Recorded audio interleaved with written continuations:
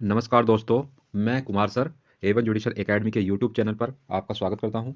हम लोग भारत का संविधान का अध्ययन कर रहे हैं, जिसमें हमने भारत के संवैधानिक इतिहास की चर्चा की थी। पिछले 2 वीडियो में हमने भारत के संवैधानिक इतिहास का कुछ भाग कवर कर लिया था और आगे का हम जो भाग आने वाला है, उसको हम इस वीडियो के माध्यम से कवर करते हुए इसे समाप्त करने की कोशिश करेंगे। तो चलिए आज का वीडियो शुरू करते हैं, देखते हैं। देखिए, भारत का जो संवैधानिक इतिहास है, इसको हमने 2 भागों में बाँटा था, ईस्ट इंडिया कंपनी के अधीन शासन और ब्रिटिश क्राउन के अधीन शासन, जिसमें हमने 1773 का रेगुलेटिंग एक्ट, 1784 का ब्रिटिश इंडिया एक्ट, 1786 का अधिनियम, उसके बाद 4 चार्टर एक्ट का हमने अध्ययन किया था, 1793, 1813, 1833 और 1853। उसके बाद हमने 1858 का भारत शासन अधिनियम का भी अध्ययन कर लिया था। आज हम भारत परिषद अधिनियम के 3 अधिनियम, 1861 का भारत परिषद अधिनियम, 1892 का भारत परिषद अधिनियम और 1909 का भारत परिषद अधिनियम का अध्ययन करेंगे। साथ ही हम कोशिश करेंगे कि 1919 का भारत शासन अधिनियम, 1935 का भारत शासन अधिनियम और अंत में 1947 का भारत स्वतंत्रता अधिनियम को भी कंप्लीट कर लिया जाए। तो चलिए देखते हैं, आज का वीडियो शुरू करते हैं। भारत परिषद अधिनियम 1861, इसके मुख्य प्रावधान देख लेते हैं। भारत के आंतरिक प्रशासन का प्रावधान किया गया, जिसमें विधि निर्माण के क्षेत्र में भारतीयों का सहयोग प्रारंभ करने के लिए ब्रिटिश संसद ने इस एक्ट को पारित किया था। तो अभी तक जो है भारत के संदर्भ में जो भी विधि बनाई जाती थी, उसमें भारतीयों का कोई विचार नहीं लिया जाता था, कोई उनकी बात नहीं देखी जाती थी और ना ही उनका कोई सहयोग लिया जाता था। तो इस एक्ट के तहत, किसके, भारत परिषद अधिनियम 1861 के तहत यह प्रावधान किया गया कि भारत के संदर्भ में जो भी विधि निर्माण किया जाएगा, उसमें भारतीयों का भी सहयोग लिया जाएगा। तो ये इंपॉर्टेंट क्वेश्चन है, इसको ध्यान रखिएगा। आगे देखते हैं। वायसराय की कार्यकारिणी परिषद में 5वां सदस्य वित्त वेत्ता यानी कि आर्थिक मामलों का जानकार भी नियुक्त किया गया। देखिए, ये जो परिषद है, परिषद में एक कार्यकारिणी परिषद जो है, ये इसमें गवर्नर के कार्यों को सहायता करने के लिए यह परिषद थी, जो कि हमारी 1773 के रेगुलेटिंग एक्ट से चलती आ रही है। तो 1773 के रेगुलेटिंग एक्ट में ये 4 सदस्य थे। उसके बाद ब्रिटिश इंडिया एक्ट आता है 1784 में, इनकी संख्या को घटा करके 3 कर दिया गया था। उसके बाद 1833 का अधिनियम आया था, उसमें 3 सदस्यों को जो है फिर से 4 कर दिया गया था, 1 सदस्य जोड़ दिया गया था, जो कि विधि से संबंधित यानी कि विधि वेत्ता था, जो लॉर्ड मैकाले साहब थे, उनको इसमें जोड़ा गया था। उसके बाद लेकिन ये जो जोड़ा गया था, ये अस्थायी थे। उसके बाद 1853 का एक्ट आता है। 1853 के एक्ट में ये जो चौथे विधि वेत्ता थे, इनको स्थायी कर दिया गया था। उसके बाद 1861 का आया अधिनियम, भारत परिषद अधिनियम। इसमें क्या हुआ, इन 4 सदस्यों को फिर से क्या एक और बढ़ा दिया गया, जो कि 5 हो गए। अब 5वां जो सदस्य है, कौन है, वित्त वेत्ता यानी कि आर्थिक मामलों का जानकार व्यक्ति था। चलिए आगे देखते हैं। विधि निर्माण में कम से कम 6 परंतु 12 से अनधिक गैर सरकारी सदस्यों की नियुक्ति का प्रावधान किया गया। तो विधि के निर्माण में जो है कितने सदस्य होंगे, कम से कम 6 और अधिक से अधिक मतलब 12 से कम क्या होंगे, गैर सरकारी सदस्य होंगे, जो कि विधि निर्माण का कार्य करेंगे। अच्छे प्रशासन के लिए वायसराय को नियम बनाने की शक्ति दी गई, जिसके आधार पर लॉर्ड कैनिंग ने भारत में मंत्रिमंडलीय व्यवस्था यानी कि विभागीय प्रणाली की शुरुआत की। तो यहाँ से भी क्वेश्चन बनता है कि भारत में मंडलीय या फिर विभागीय प्रणाली की शुरुआत किसने की थी, तो लॉर्ड कैनिंग ने की थी। इस अधिनियम के तहत, भारत परिषद अधिनियम 1861 के तहत। चलिए आगे देखते हैं। वायसराय को अपनी परिषद की अनुमति के बिना अध्यादेश जारी करने का अधिकार दिया गया, जिसकी अवधि 6 माह होती थी। तो वायसराय जो था, वो अपनी परिषद की राय के आधार पर ही कार्य करता था। लेकिन इस एक्ट के अनुसार वायसराय को जो है यह भी पावर दी गई कि वह अपनी परिषद की अनुमति के बिना ऐसा अध्यादेश जारी कर सकता है, जिसकी अवधि थी 6 माह होती थी। जैसे हमारे वर्तमान संविधान में अनुच्छेद 123 होता है, वह राष्ट्रपति को अध्यादेश जारी करने की शक्ति देता है। इसी प्रकार से जो है उस समय वायसराय को भारत परिषद अधिनियम द्वारा यह अध्यादेश जारी करने की शक्ति दी गई। प्रांतों को विधि बनाने का अधिकार दिया गया, अर्थात भारत में सर्वप्रथम विधायी विकेंद्रीकरण की नींव पड़ी। तो ये भी क्वेश्चन बनता है कि किस एक्ट के तहत प्रांतों को विधि बनाने का अधिकार दिया गया, या फिर भारत में सर्वप्रथम विधि विकेंद्रीकरण की नींव पड़ी। तो भारत परिषद अधिनियम 1861 के तहत ही यह हुआ था, इसको भी ध्यान रखिएगा। वायसराय को नए प्रांतों के निर्माण का अधिकार तथा प्रांतों में गवर्नरों की नियुक्ति का अधिकार भी मिला। सन 1862 में भारत में 3 प्रांतों कलकत्ता, बम्बई और मद्रास में एक एक उच्च न्यायालय की स्थापना की गई। तो यहाँ से क्वेश्चन इंपॉर्टेंट है कि जो है 1861 के अधिनियम द्वारा जो है 3 हाई कोर्ट की स्थापना की गई। कहाँ पर? कलकत्ता, बम्बई और मद्रास में। कब की गई? तो 1862 में की गई। ध्यान रखिएगा, इंपॉर्टेंट क्वेश्चन है। चलिए आगे देखते हैं।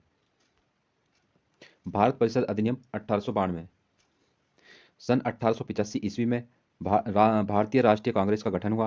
कांग्रेस तथा भारतीय जनता के प्रबल जनमत के दबाव में आकर ब्रिटिश संसद ने 1861 के एक्ट में सुधार करते हुए इस एक्ट को पारित किया था। इसके मुख्य प्रावधान क्या क्या थे, देख लेते हैं। वायसराय की कार्यकारिणी में गैर सरकारी सदस्यों की संख्या 10 से 16 की वृद्धि कर दी गई। मतलब कम से कम जो है 10 होंगे और अधिकतम 16 होंगे।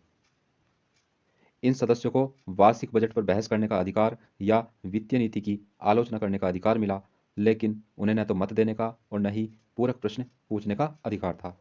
तो यहाँ से भी कभी कभी क्वेश्चन बन जाता है कि जो है वार्षिक बजट पर बहस करने का अधिकार किस अधिनियम के तहत भारतीयों को मिला था। आगे देखते हैं।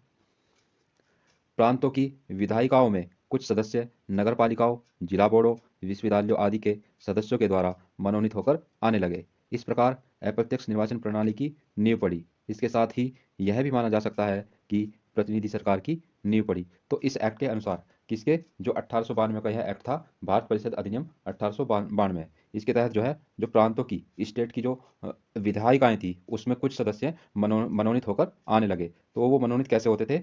जो नगरपालिकाओं, जिला बोर्डों और विश्वविद्यालय आदि के जो सदस्य थे वो उनको मनोनीत करते थे। इस प्रकार जो है इस अधिनियम के तहत अप्रत्यक्ष निर्वाचन प्रणाली की नींव पड़ी। इस क्वेश्चन को आप ध्यान रखिएगा। चलिए आगे देखते हैं।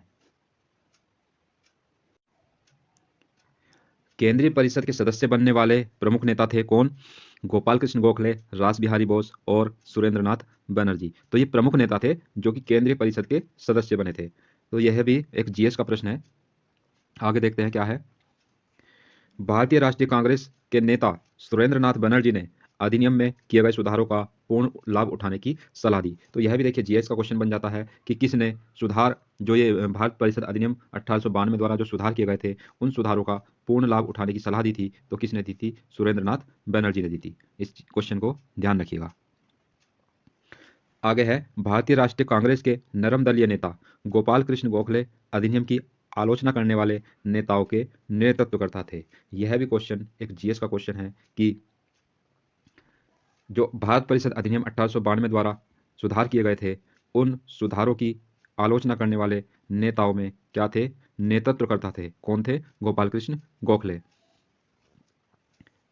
मतलब ये जो भारतीय राष्ट्रीय कांग्रेस के जो नेता थे, वो सभी जो है अधिनियम से सहमत नहीं होते थे। कुछ असहमत भी होते थे, कुछ सुधारों को लेकर के भी असहमत होते थे, और जो असहमत होते थे वो आलोचना भी करते थे। तो आलोचना जो लोग आलोचना करते थे उनके नेतृत्व करता थे कौन? गोपाल कृष्ण गोखले, जो कि नरम दलीय नेता थे। चलिए आगे देखते हैं।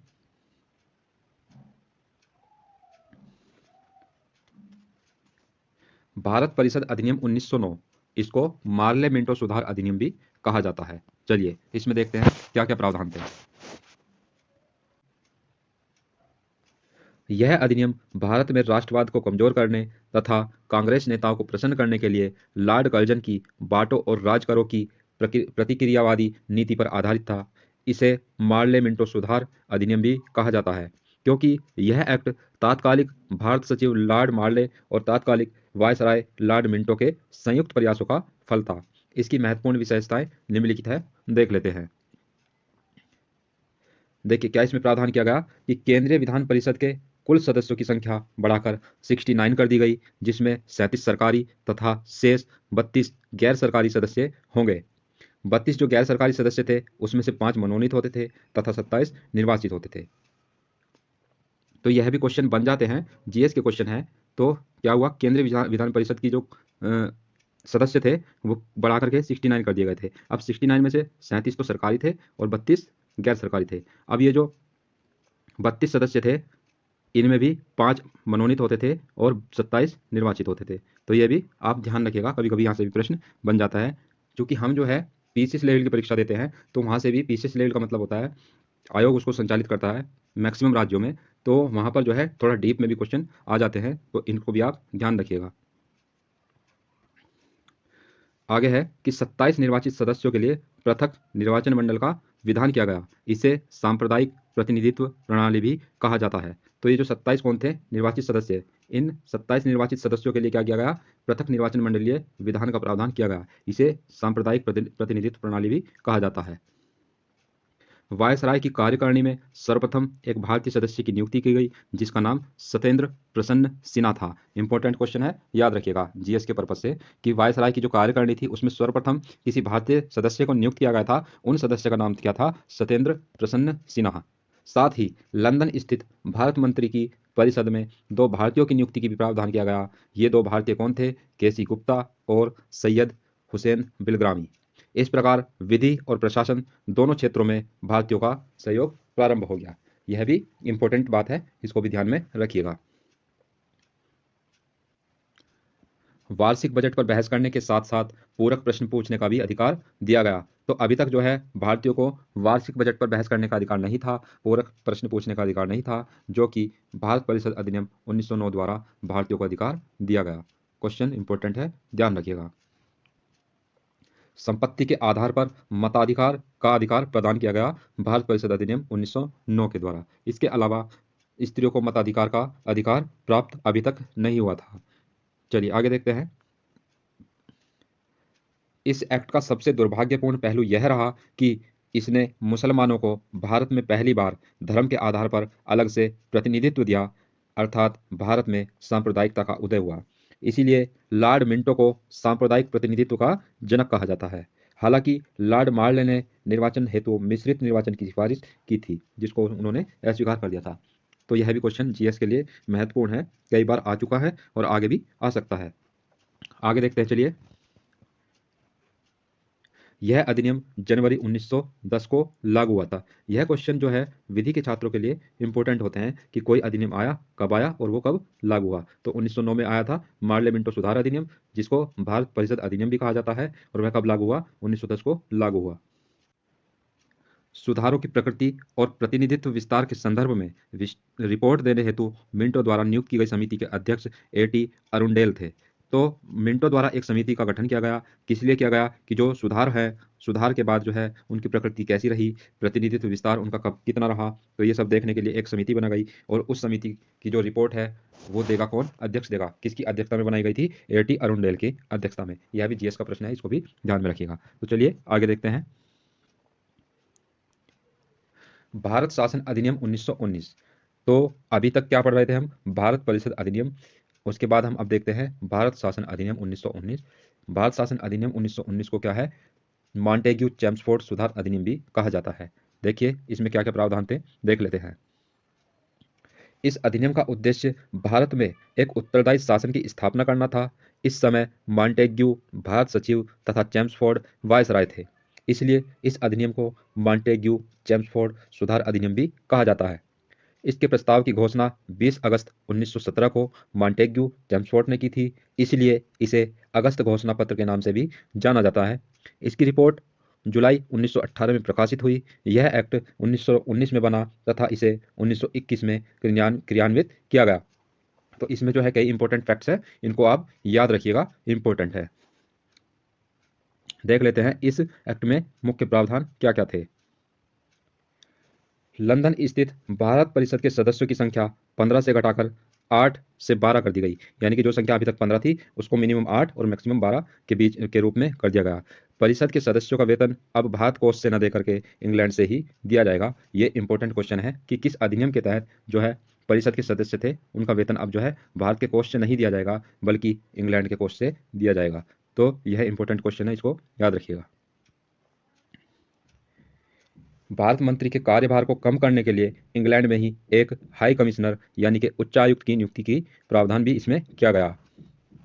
केंद्रीय विधानमंडल को द्विसदनात्मक बनाया गया, अर्थात केंद्र में 2 सदन की स्थापना की गई। निम्न सदन को विधानसभा कहा गया, जिसमें कुल 145, जिसमें से 41 सरकारी तथा 104 निर्वाचित सदस्य थे, तथा उच्च सदन को राज्य परिषद कहा गया, जिसमें कुल 60 में से जिसमें कि 26 सरकारी तथा 34 निर्वाचित सदस्य होते थे। प्रांतों में द्वैध शासन प्रणाली लागू की गई। द्वैध शासन का अर्थ दोहरी सरकार या 2 सरकारों द्वारा किया जाने वाला शासन से है। विधि बनाने की दृष्टि से विषयों को केंद्रीय और प्रांतीय विषयों दो भागों में विभाजित किया गया। प्रांतीय विषयों को पुनः दो भागों में बांटा गया। तो कौन कौन से थे? पहला आरक्षित विषय और दूसरा क्या था? हस्तांतरित विषय। तो पहला क्या था? आरक्षित विषय। इसमें कौन कौन से विषय आते थे देख लेते हैं। इसमें देखिए, जेल, पुलिस, न्याय, वित्त, सिंचाई आदि अधिक महत्व वाले विषय आते थे। इन विषयों का प्रशासन गवर्नर जनरल अपनी कार्यकारिणी परिषद की सहायता से करता था, जो प्रांत की विधान परिषद के उत्तरदायी नहीं होते थे। इन विषयों का वह राज्य सचिव के माध्यम से ब्रिटिश संसद के प्रति उत्तरदायी होती थी। देखिए, अब जो है आपको इसमें कंफ्यूजन होने लगा होगा कि जो हम भारत का संवैधानिक इतिहास पढ़ रहे हैं वो कहाँ जा रहा है, किस दिशा में जा रहा है, और इसीलिए हम इस टॉपिक से क्या है, बोर होने लगते हैं, हमें समझ में नहीं आता है। तो इसको आप जो है तोड़ तोड़ के पढ़िएगा, मतलब थोड़ा थोड़ा करके पढ़िएगा, समझ में आ जाएगा। ऐसा नहीं है कि समझ में नहीं आएगा, लेकिन बस ये है कि ये टॉपिक जो है हमेशा ही कॉम्प्लिकेटेड होता है, हमेशा ही ये जो है जल्दी से समझ में नहीं आता है, क्योंकि इसमें ऐसे प्रावधानों का समावेश होता है जो कि हमें कंफ्यूज कर देता है। तो इसमें जो क्या प्रावधान किया गया था, प्रांतों में द्वैध शासन। द्वैध शासन मतलब केंद्र का भी शासन होगा और प्रांतों का भी शासन होगा। और जो प्रांत और केंद्रों में दो द्वैध शासन जो प्रणाली है वो अपनाई गई, और उसमें जो विधि बनाने की शक्ति थी, जिसमें कुछ विषयों पर केंद्र विधि बना सकता था और कुछ विषयों पर प्रांत विधि बना सकता था। तो दो अलग अलग विषय बांट दिए गए थे। कौन सा विषय? एक तो केंद्रीय विषय और दूसरा प्रांतीय विषय। दो भागों में उसको बांट दिया गया था। और जो प्रांतीय विषय थे इसको पुनः दो भागों में बांटा गया था। पहला आरक्षित विषय और दूसरा हस्तांतरित विषय। आरक्षित विषय में क्या थे? जेल, पुलिस, न्याय, वित्त, सिंचाई आदि अधिक महत्व वाले जो विषय आते थे। इन विषयों का प्रशासन गवर्नर जनरल अपनी कार्यकारिणी परिषद की सहायता से करता था, जो कि प्रांत की विधान परिषद के प्रति उत्तरदायी नहीं होती थी। मतलब जो प्रांत मतलब स्टेट की जो विधान परिषद थी उसके प्रति उत्तरदायी नहीं होती थी। कौन? जो वायसराय की कार्यकारिणी परिषद थी वो प्रांतों की विधान परिषद के प्रति उत्तरदायी नहीं होती थी। इन विषयों पर वह राज्य सचिव के माध्यम से ब्रिटिश संसद के प्रति उत्तरदायी होती थी। तो यह क्या थी? आरक्षित विषय थे, जो कि किसके अंडर में आते थे?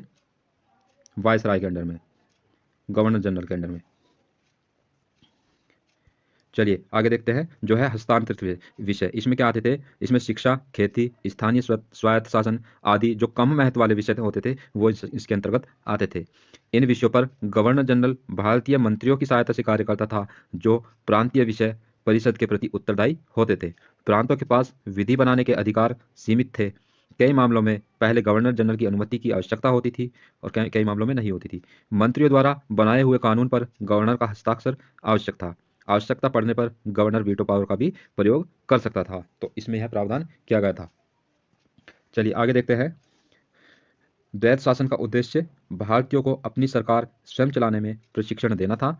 इस एक्ट द्वारा यह माना जा सकता है कि आंशिक प्रांतीय स्वायत्तता की नींव पड़ी। किसके द्वारा? मॉन्टेग्यू चेम्सफोर्ड अधिनियम 1919 के द्वारा। चलिए आगे देखते हैं। इसी एक्ट में और अन्य मुख्य प्रावधान हैं, उनको भी देख लेते हैं। प्रांतीय विधायिकाओं के सदस्य जनता के द्वारा प्रत्यक्ष रूप से चुनकर आने लगे। अर्थात क्या हुआ? भारत में प्रत्यक्ष निर्वाचन प्रणाली की नींव पड़ी। तो कब पड़ी? भारत शासन अधिनियम 1919 के द्वारा। क्वेश्चन इंपॉर्टेंट है, याद रखिएगा। महिलाओं को भी मत देने का अधिकार दिया गया, लेकिन मत देने का अधिकार संपत्ति का आधार ही था। मतलब जिस महिला के पास संपत्ति है वह ही मत दे सकती है, ऐसा इसमें प्रावधान था। तो महिलाओं को भी मत देने का अधिकार दिया गया। किसके द्वारा? भारत शासन अधिनियम 1919 के द्वारा।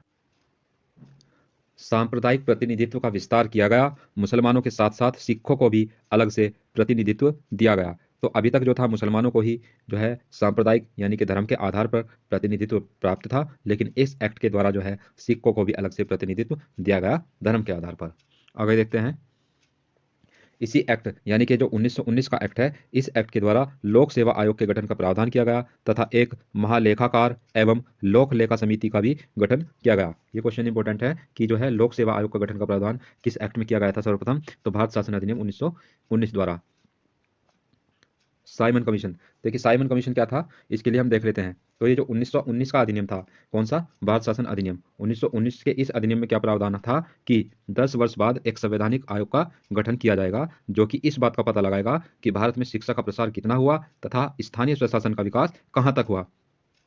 इसी की जांच करने के लिए क्या हुआ? 1927 में लंदन में एक कमीशन का गठन किया गया। इस कमीशन के जो अध्यक्ष थे वो साइमन नाम के एक व्यक्ति थे, और इस कमीशन में कुल क्या थे? 7 सदस्य थे, जो कि सातों के सातों अंग्रेज थे।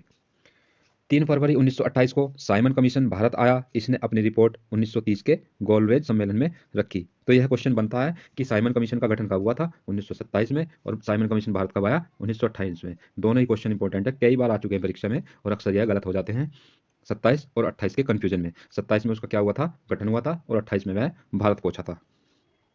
और इसने क्या किया? अपनी रिपोर्ट तैयार करी और रिपोर्ट को जो है आने वाले गोलमेज सम्मेलनों में रखा। 1930 के गोलमेज सम्मेलन में इन्होंने अपनी रिपोर्ट को रखा था। चलिए आगे देखते हैं गोलमेज सम्मेलन। तो तीन तीन जो गोलमेज सम्मेलन हुए हैं उनको 1930 में हुआ, 1931 में हुआ और 1932 में हुआ। इन तीनों ही गोलमेज सम्मेलनों में उदारवादी दल के प्रतिनिधि टीबी सप्रू और दलित वर्ग के प्रतिनिधि डॉक्टर अंबेडकर ने तीनों गोलमेज सम्मेलनों में भाग लिया। गांधी जी जो थे उन्होंने केवल दूसरे गोलमेज सम्मेलन जो कि 1931 में हुआ था, केवल उसी में भाग लिया था। तो क्वेश्चन यहाँ से इंपॉर्टेंट है, बन जाता है, कई बार पूछा गया है कि तीनों गोलमेज सम्मेलन में भाग लेने वाले नेता कौन थे? डॉक्टर बी आर अम्बेडकर थे। लेकिन टीबी सप्रू जो थे ये भी तीनों गोलमेज सम्मेलनों में भाग लेने वाले नेता थे उदारवादी दल के। तो यहाँ से भी क्वेश्चन बन सकता है, इसको भी ध्यान रखिएगा। और यह क्वेश्चन तो बहुत बार बन चुका है कि गांधी जी ने जो है कौन से गोलमेज सम्मेलन में भाग लिया था। तो 1931 का जो दूसरा गोलमेज सम्मेलन था उसमें कांग्रेस की तरफ से गांधी जी ने भाग लिया था। चलिए आगे देखते हैं।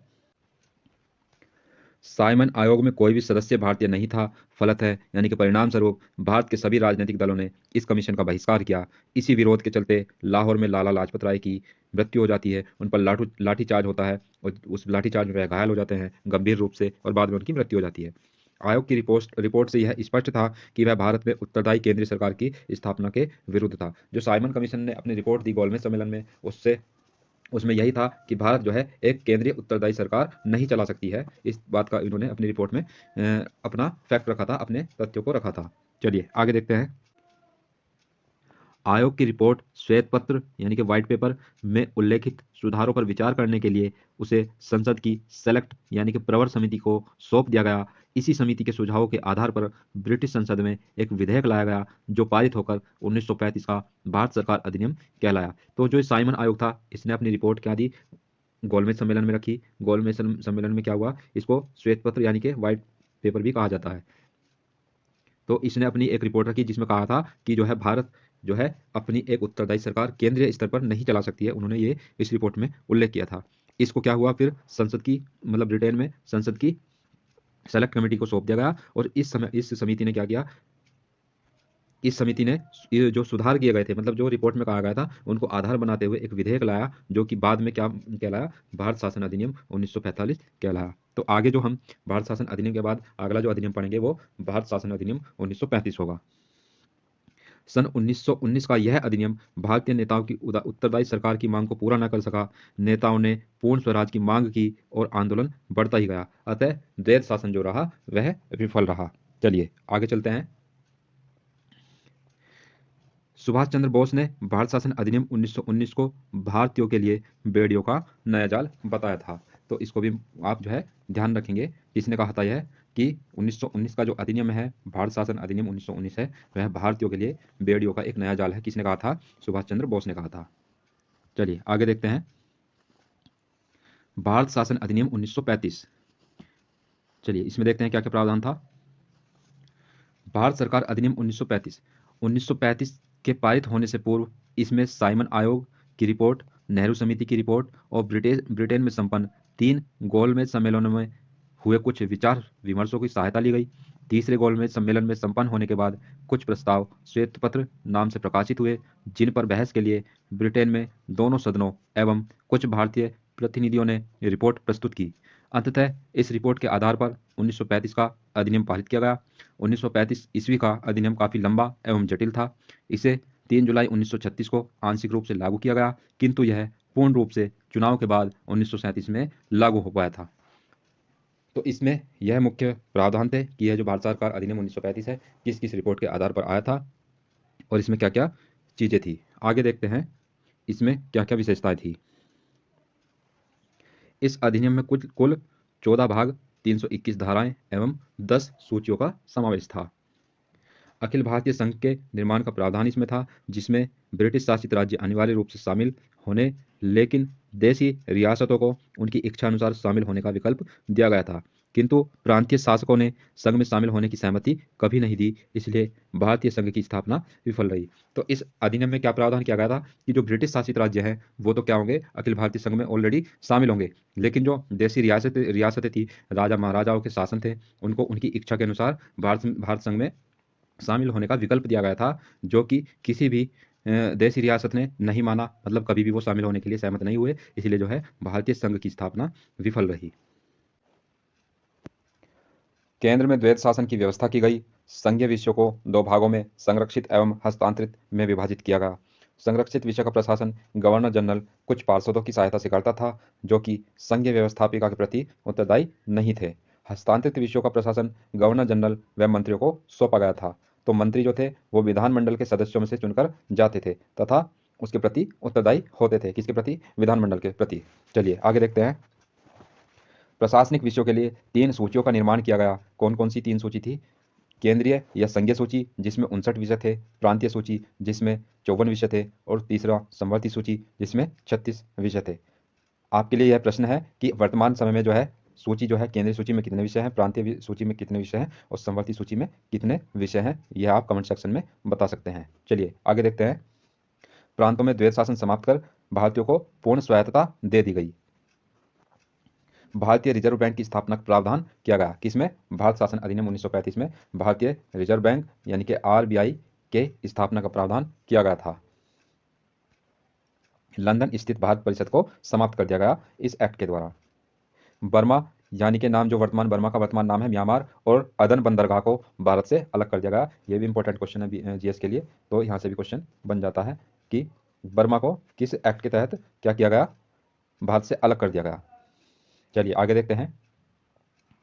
भारत शासन अधिनियम 1935 का ही कुछ और इंपॉर्टेंट फैक्ट है, वो भी देख लेते हैं। संघीय न्यायालय की स्थापना का प्रावधान इसमें किया गया, जो कि दिल्ली में होगा। इसमें एक मुख्य न्यायाधीश और अधिक से अधिक 7 अवर न्यायाधीश होंगे। विवादों के निपटारे के लिए संघीय न्यायालय अंतिम न्यायालय नहीं था, अंतिम न्यायालय प्रिवी काउंसिल थी। अंततः 1 अक्टूबर 1937 को दिल्ली में संघीय न्यायालय की स्थापना होती है, जिसको हम वर्तमान में सुप्रीम कोर्ट के नाम से जानते हैं। चलिए आगे देखते हैं। पंडित जवाहरलाल नेहरू ने इसे अनेक ब्रेकों वाली परंतु इंजन रहित मशीन की संज्ञा दी तथा दासता का नया चार्टर कहा। किसको? भारत शासन अधिनियम 1935 को। मदन मोहन मालवीय ने इसे बाह्य रूप से जनतंत्रवादी एवं अंदर से खोखला कहा है। किसको? भारत शासन अधिनियम 1935 को। चक्रवर्ती राजगोपालचारी ने इसे द्वैध शासन पद्धति से भी बुरा एवं बिल्कुल अस्वीकृत बताया है। इसको? भारत शासन अधिनियम 1935 को। तो ये भारत शासन अधिनियम 1935 के मुख्य प्रावधान हमने देखे। चलिए और देखते हैं। Cripps mission 1942। तो क्रिप्स मिशन क्या था देख लेते हैं। यह तत्कालीन ब्रिटिश प्रधानमंत्री विंस्टन चर्चिल द्वारा सर स्टेफोर्ड क्रिप्स के नेतृत्व में भारत भेजा गया एक दूत मंडल था, जो क्रिप्स मिशन के नाम से जाना गया, जिसका उद्देश्य द्वितीय विश्व युद्ध में भारत का पूर्ण सहयोग प्राप्त करना था। इस मिशन ने भारतीयों के समक्ष निम्न प्रस्ताव रखे थे। क्या क्या प्रस्ताव रखे थे? कि भारत को डोमेनियन स्टेट यानी कि अधिराज्य प्रदान किया जाएगा। मतलब अधिराज्य मतलब ब्रिटेन के अधीन राज्य होगा। दूसरा प्रस्ताव क्या था? युद्ध समाप्ति के बाद एक निर्वाचित संविधान सभा बनाई जाएगी, जो भारत के लिए एक नए संविधान का निर्माण करेगी। इस संविधान सभा में भारतीय राज्यों के प्रतिनिधि शामिल होंगे। तो ये इसने प्रस्ताव रखे। गांधी जी ने इसे क्या कहा? उत्तर दिनांकित चेक यानी कि पोस्ट डेटेड चेक बताया। किसको बताया? जो क्रिप्स मिशन ने प्रस्ताव रखे थे इसको। चलिए आगे देखते हैं। जवाहरलाल नेहरू ने इसे दिवालिया बैंकों का अग्रिम तिथि का चेक कहा। तो ये क्रिप्स मिशन ने जो प्रस्ताव रखे थे इनके बारे में गांधी जी ने अपना विचार रखा और कहा इसको, ये तो क्या है? उत्तर दिनांकित चेक है, यानी कि पोस्ट डेटेड चेक है। जवाहरलाल नेहरू ने इनके बारे में कहा कि यह तो क्या है? दिवालिया बैंक का अग्रिम तिथि का चेक है। चलिए आगे देखते हैं। Cabinet mission 1946। तो कैबिनेट मिशन क्या था यह भी देख लेते हैं। दूसरे विश्व युद्ध की समाप्ति के बाद तत्कालीन ब्रिटिश प्रधानमंत्री एटली ने 15 मार्च 1946 को भारतीयों को सत्ता हस्तांतरित करने की घोषणा कर दी। इसके साथ इसके लिए उसने 3 सदस्यीय मिशन, जिसे कैबिनेट मिशन कहा गया, भारत भेजा। इसके सदस्य स्टेफोर्ड क्रिप्स, लॉर्ड पैंथ्रिक, लॉरेंस और एवी अलेक्जेंडर थे। तो ये जीएस के क्वेश्चन है, यहाँ से भी क्वेश्चन बन जाते हैं, जिनको आप याद करके या फिर ध्यान करके चलिएगा। आगे देखते हैं। भारत स्वतंत्रता अधिनियम 1947। यह अधिनियम माउंटबेटन योजना पर आधारित था। ये तत्कालीन समय के वायसराय थे। इसने भारतीय प्रांतों से ब्रिटिश प्रभुसत्ता समाप्त कर दी। 15 अगस्त 1947 को यह अधिनियम लागू हुआ और भारत पाकिस्तान दो स्वतंत्र अधिराज्यों की स्थापना हुई। तो क्या हुआ कि भारत स्वतंत्रता अधिनियम जो है 1947 में पारित होता है। यह अधिनियम माउंटबेटन योजना पर आधारित था। यह प्रश्न कई बार आ चुका है कि जो भारत और पाकिस्तान का विभाजन होता है वह किस योजना पर आधारित था। तो भारत पाकिस्तान का जो विभाजन हुआ वह माउंटबेटन योजना पर आधारित था। दूसरा इसमें जो यह है कि दोनों ही राज्यों को, राज्य मतलब देश से है, भारत और पाकिस्तान दोनों ही राज्यों को स्वतंत्र कर दिया गया। तो इसमें आगे है कि इसमें यह भी प्रावधान किया गया कि नए संविधान के निर्माण तक भारत और पाकिस्तान का प्रशासन भारत सरकार अधिनियम 1935 के तहत किया जाएगा। तो यह भी क्वेश्चन आ चुका है कि जो 1947 में भारत स्वतंत्रता अधिनियम के तहत भारत आज़ाद हुआ या पाकिस्तान आज़ाद हुआ, तब से लेकर के जब तक संविधान नहीं बन जाता है तब तक का जो शासन है वो किस अधिनियम के तहत शासित किया जाएगा। तो वह भारत शासन अधिनियम 1935 के तहत शासित किया जाएगा। इसमें आगे है कि मौलाना अबुल कलाम आज़ाद ने इस माउंटबेटन योजना को अस्वीकार किया था।